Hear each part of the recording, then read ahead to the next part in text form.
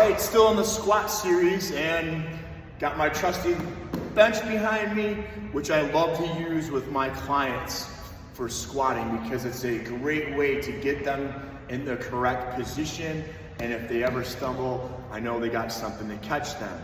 So in this video series, what I want to do is kind of focus on the split stance squat. So this would be wide, right? This would be narrow, and I recommend that we always do every variety that we can because we want to find which one gives us the most trouble, and then that's the one we want to focus on, of course, right? Which movement is unsuccessful, and we want to use successful movement to make the unsuccessful movement successful.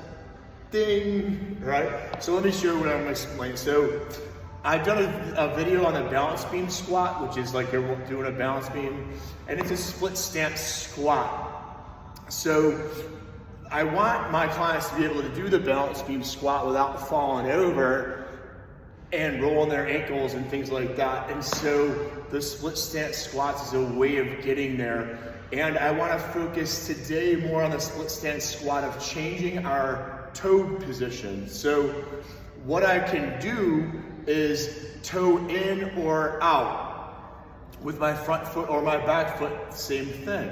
And I want to have those different varieties.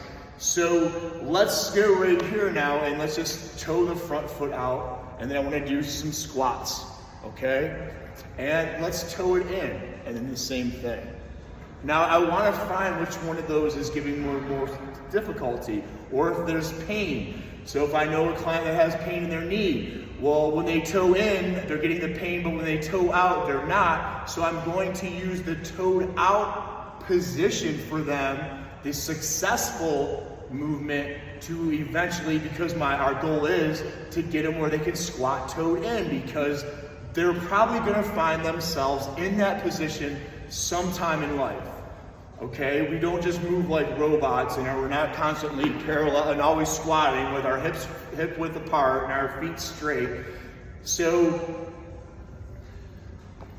also too, this would carry over to our lunges and our steps, which is going to be harder, right? As we move farther away from the body, that's a little bit more difficult than here. So this is like our starting point. So I know that if somebody is toed out here in the split stance position, that if they're lunging then toed out, it's probably going to be harder for them. So it's a way of me using the squat to kind of then strengthen their lunge or step up. So besides the two different positions, which would be 4 different positions, because I want to have my right foot in front, toed in, toed out, my left foot in front, toed in, toed out. Okay, but I can also then manipulate the back foot. So now I'm toed out there and I'm toed in here. So you can see what that kind of squat looks like. So, or so I'm toed out in the front and toed out in the back. And now we can see what that looks like, right? And people are saying, oh, look at, listen, your body weight, with things not lined, this is natural. Sometimes your knee goes outside of your body. It doesn't want to be lined up. I want you to think of functionality.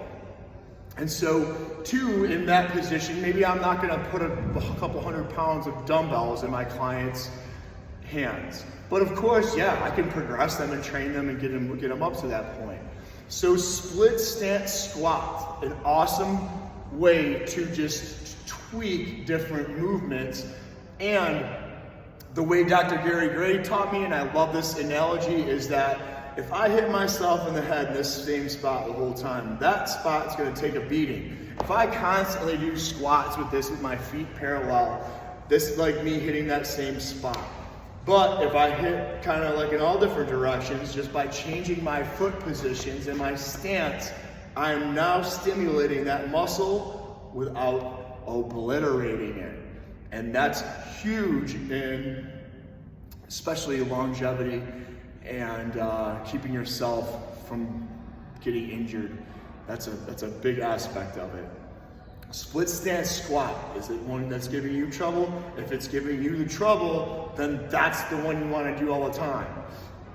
Like I always stated, do 300 of them a day.